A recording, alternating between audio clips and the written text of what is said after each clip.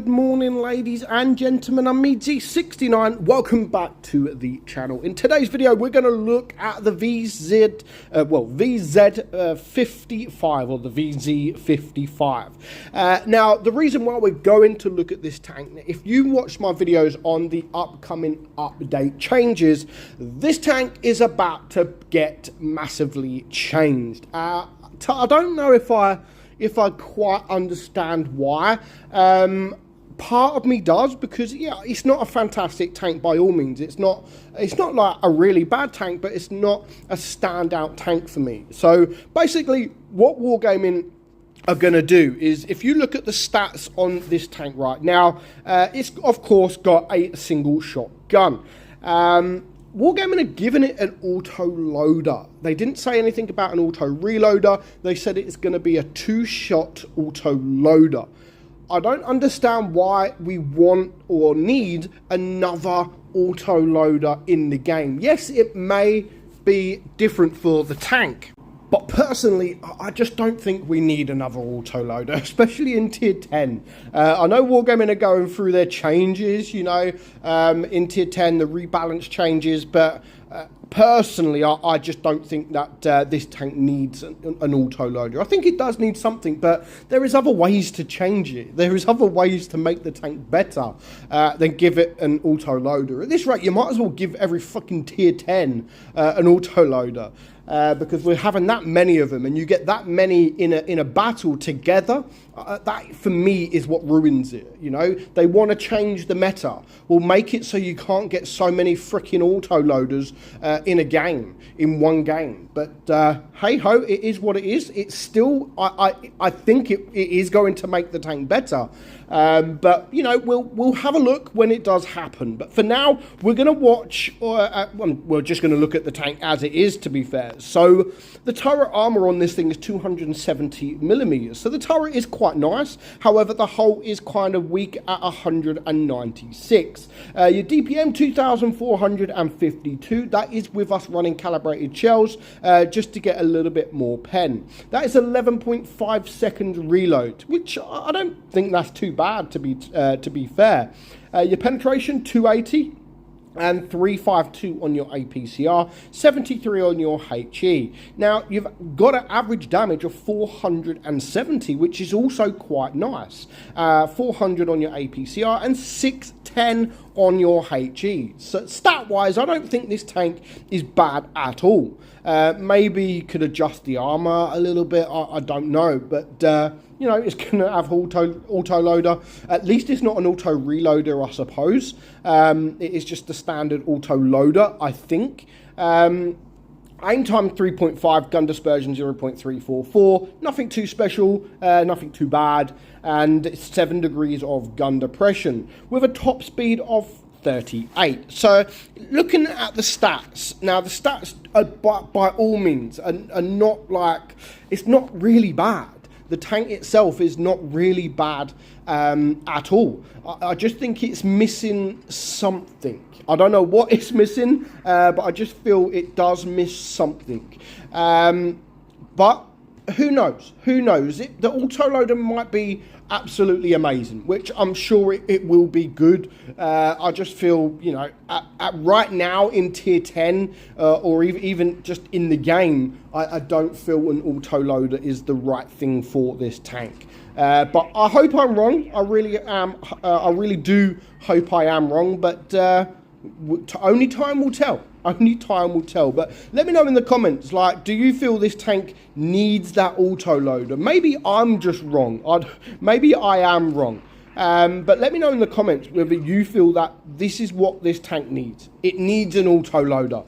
Let me know in the comments below. But for now, we're going to watch the rest of this replay. We're not going to watch it to the end because I do lose. To be fair, I'm a bit of a noob. I could have been a lot better. But so far, we're on 1400 damage. We've only blocked 1 shot. But again, you're really only going to block a lot of shots if you are in that hold down position. You are able to sort of to get bounces on your turret. But it only has, I mean, it has 7 degrees of gun depression, so you can get on a turret on the thing. But yeah, to be fair, I like the tank. I don't think it is I don't think it's too bad. And one thing for sure, what I do like about the tank is the alpha. I think the alpha, 470 alpha, I don't think that's too bad at all. But so far now, I have managed to block 1200 damage. I'm on 2600 damage. It's a 2 versus 3. And in these kind of situations, this is where the alpha really does shine, because, the standard alpha of 400, 420, 440, something like that, when you do shoot, especially if you do low roll, you can get below the 400 mark. Where with this, you never really get below that 400 mark, ever, because of such a high alpha. I mean, 455, and that was a low roll, but that's still a nice roll.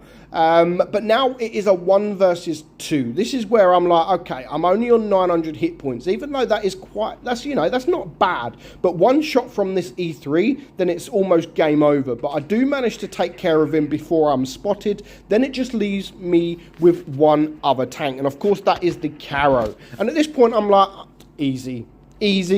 Let's just go and find him, where I shouldn't. He's a medium tank at the end of the day. The one thing I should have done is just, rely on the caps at this point, because we are level. He's a medium tank. I'm not going to go finding a medium tank very easily. But there he is. I do know where he's at. And ultimately, I think I'm sort of thinking he's not as good as he actually is. In fact, he's actually a really, really good player. Very high stats, very high average damage, and I do really mess up because I want to save my hit points. And of course, I know he should come from around here somewhere. I am now spotted. He does get a shot on me, and if I let him get one other shot on me, I'm then a one shot, which at this point I should be kind of trying to hide. But of course I do want to get the base, but me sitting here getting the base, I am going to get shot again, which changes everything. That shot there honestly just changes everything, because now I can't do anything. I can't rush into him. I can't even, because I'm a one shot.